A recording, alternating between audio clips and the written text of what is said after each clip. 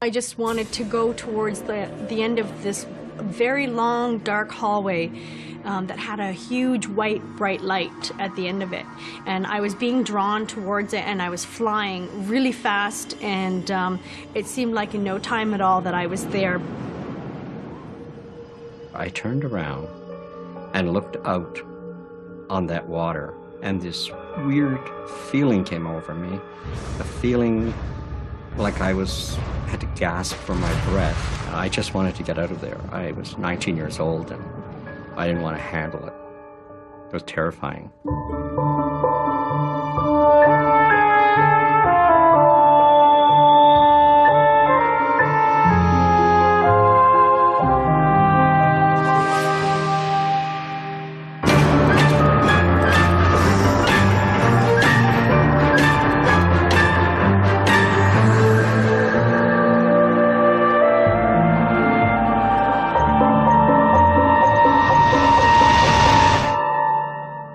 I'm not afraid to die today, and probably maybe that's why. The feeling to go into the light was so intense and immense that I felt so joyful I wanted to go into the light.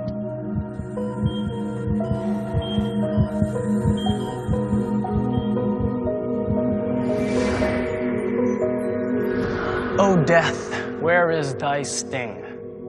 Shakespeare asked that 400 years ago, but today, some people feel we don't need to be afraid of death. For some, death is a continuation of the soul's journey.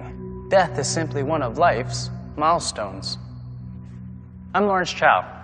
Today we'll meet two people who hit that milestone, and we'll see what happened on their journeys back from death. Both Catherine Kalea and Don McNair feel they have been given a second chance at life in two very different ways. Catherine was only 12 when she became critically ill.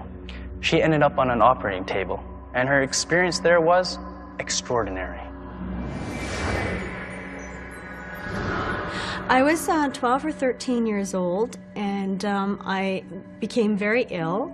I was back and forth to the family doctor twice within a week, just being sent home saying it was the flu.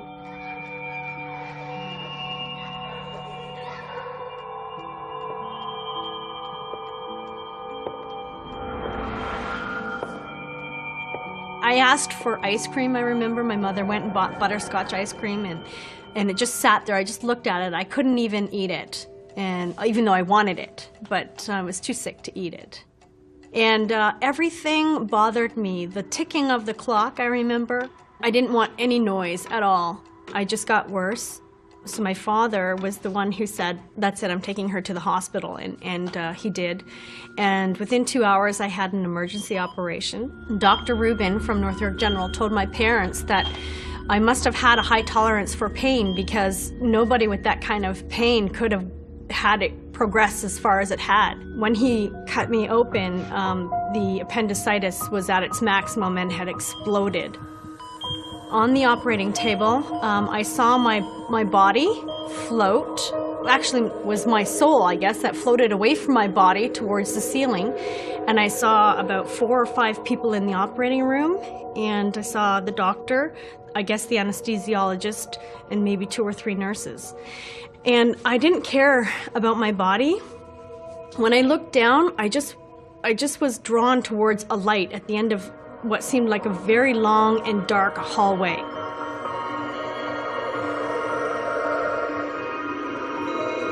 And it's a white light that I've never seen before, even to this day. It's hard to explain, but it's like a very white piece of bright paper, maybe with a light bulb behind it. That's how white and bright it was.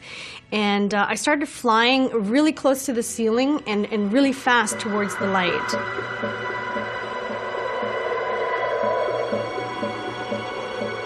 I just kind of hovered in front of the light. Even though I was being drawn into the light that was so wonderful and felt great, I don't know what made me hover. I don't know what made me stop. I didn't have any pain. I didn't feel anything. I just felt wonderful. I heard a voice, and it said, did I want to come now or did I want to stay? And the first thing I thought about was my mother. I didn't want to leave my mom, and I knew she was worried. I was so young, like 13, I wanted to grow up. I wanted to experience life and fly in a plane and drive a car, and I thought of all the things that, you know, people do that I haven't had the experience to do yet. Get married, have a full-time job, have a baby. It was a voice that just asked me, did I want to come now or did I want to stay?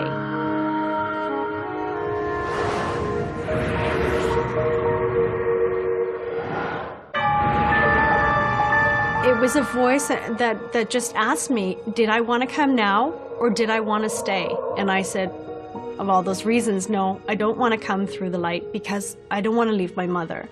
And I didn't want to not experience life. I'll never forget it. And I'm 38 years old, I'll never forget it. Well, I didn't tell my parents or my family the experience that I had being that young. I didn't know what to think of it. And then a year after my operation, my sister and I, my older sister, who's 2 years older than I, had a big fight. And she had said something during the fight that stopped me in my tracks and sent chills down my spine, because she said, when you died on the operating table, you shouldn't have come back, or something along those lines. I said, what? I died? What do you mean? And I started asking her a whole bunch of questions, and she said, oh yeah, didn't Mom and Dad tell you that you died on the operating table? And I said, no. My parents never told me. So when my mother came home that day, I had asked her, and she told me that it was true, that I had died on the operating table, that my heart stopped, and I was dead.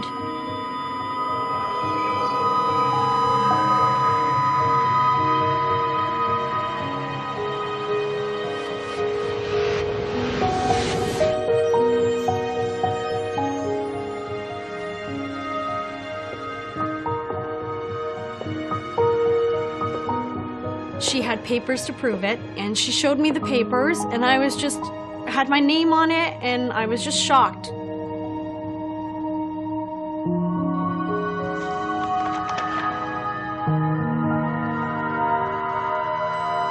A sheet about 7 feet long that was perforated and folded in half. It was just flatlined red.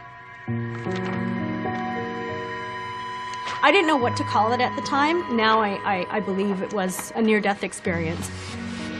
So I just told her everything that happened about me seeing the white light and hearing a voice asking me if I wanted to come now or stay, and my reasons for returning. I just was in shock. I had to look at that paper and my name on it for weeks, because I was in shock. I just couldn't believe that I actually died on the operating table, and I was brought back to life. After that, I was interested in learning and hearing about other people that have had the same experience with the white light. And I'm not afraid to die today, and probably maybe that's why. The feeling to go into the light was so intense and immense that I felt so joyful I wanted to go into the light. After that experience, there is another dimension, that there is life after death. There is something out there.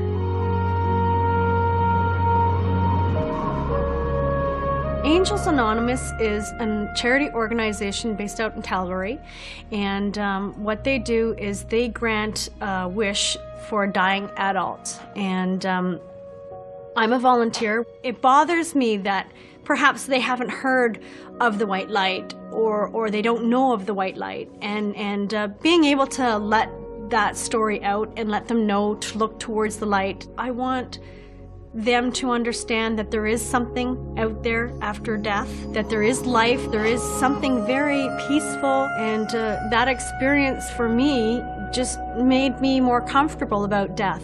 Every time I did fly in a plane, and I've flown around the world, I did think of that moment. And when I had my son and when I drove a car, I thought, once I've done all the things that I asked I was able to do and was promised to go back to my body, I thought my life was over and that I was going to die. But I'm surpassed that. I've done it a lot and more. Most near-death experiences involve a white light. But Catherine's was unique because of the angelic voice she heard. Even more unusual was that the voice asked her if she wanted to stay. Was this a voice from the other side? Or was it from a deep part of the human psyche that is able to form such thoughts? Either way, her experience gave her a deeper understanding of the time that has been given to her. It showed her a spiritual universe that is positive. As she has said, there is a beautiful something out there, something that many might call heaven. If you're a different thinker, if you're someone who experiences a ghost, a reincarnation, then people look at you and don't understand, or they don't want to understand, or they think you're weird. Don McNair also got a second chance at life, yet his journey back from death offers a very different view from the other side. Don's understanding of what happened to him came about over many years, but it began with something that I've experienced myself, and you probably have too. A very strong sense of déjà vu. I think it's something you're born with, that you feel these feelings. It's similar, I think, to people who experience déjà vu, as in a reincarnation, and they, arrive in a place and say, oh, I know exactly where I'm going. I've been here before, and I've done that. Or you walk in a room and know you've been there before. Some people deal with it and some people don't.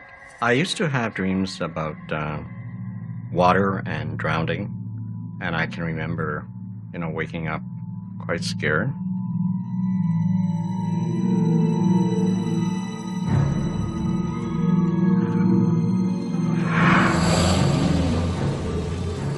One I repeated seemed to come back every other month or so, as far as I can remember.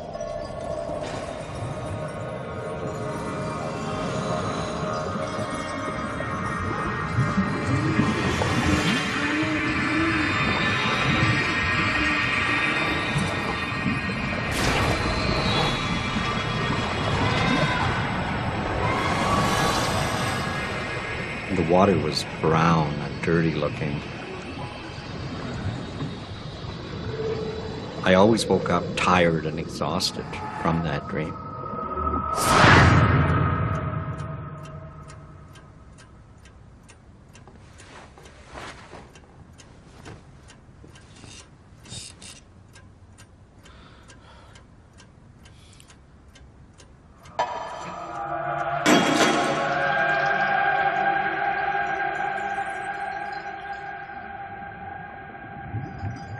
It was a weird feeling. It was terrifying.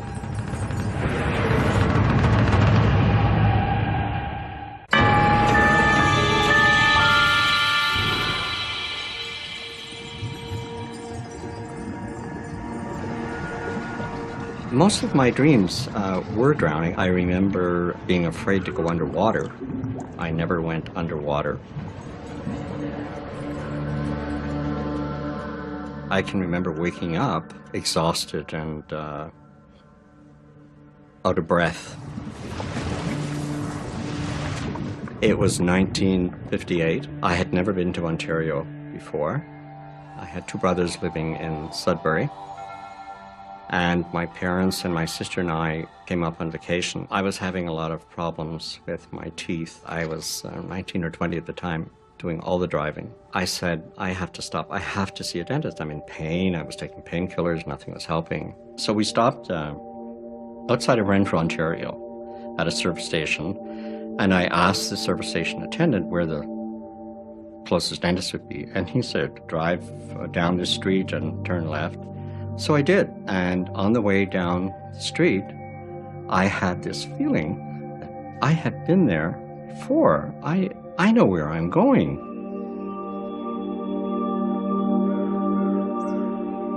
And when I got to the street, I knew right where to turn, because as I turned, there was a lake or a reservoir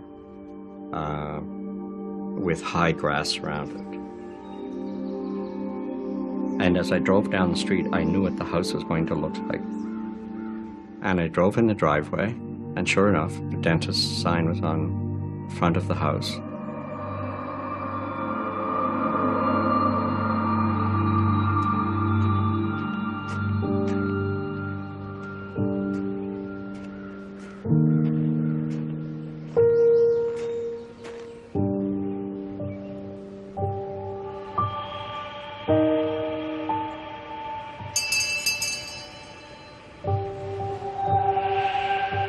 And while I was waiting for someone to answer the door, I turned around and looked out on the ice, and this weird feeling came over me, a feeling like had to gasp for my breath. And just then the door opened, and I turned around, and this elderly lady was looking at me. We looked into each other's eyes, and immediately I had this feeling that I've seen these eyes before. It was a weird feeling. She said, "Can I help you?" And I said, "I'm sorry, I think I have the wrong house." And I went down and got in the car, and my mom said, "Are you okay? Can't they see you? Because you look awful. You're pale." And I said, "No, they're busy. They can't see me. I just wanted to get out of there."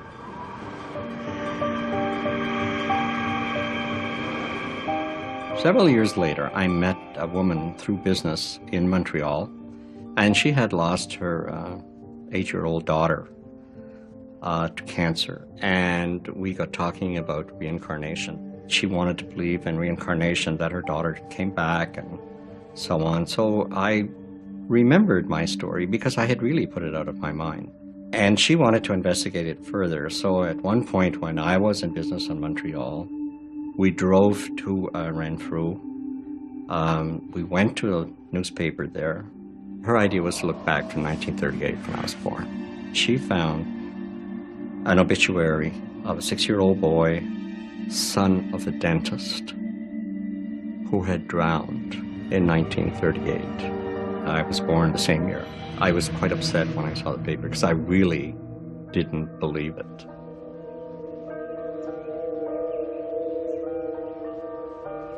On my second visit there, I did find the house without any problem.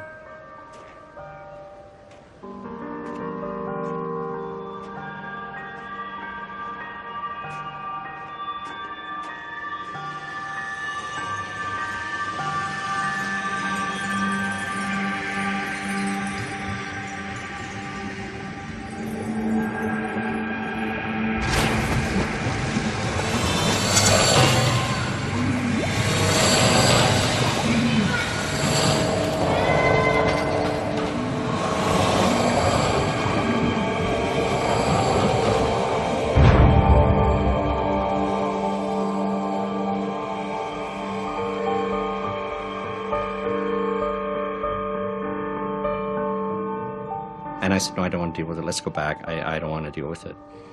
But she pursued it further. She went back and called me to say that she had seen the grave of the boy and the headstone. And she was totally convinced that I was that boy. And that got me thinking my fear of water and why I don't like being underwater. I'm never comfortable walking on ice on a lake. And that really got me thinking that, hey, this is what it's all about. I still have the fear of drowning because in a previous life I experienced drowning.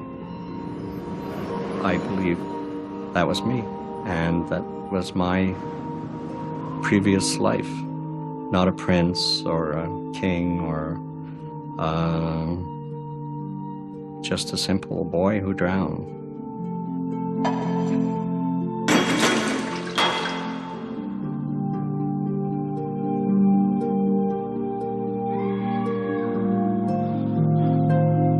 But I would like to think that my effigy on my headstone would read, "The journey continues," because I don't think it ends there.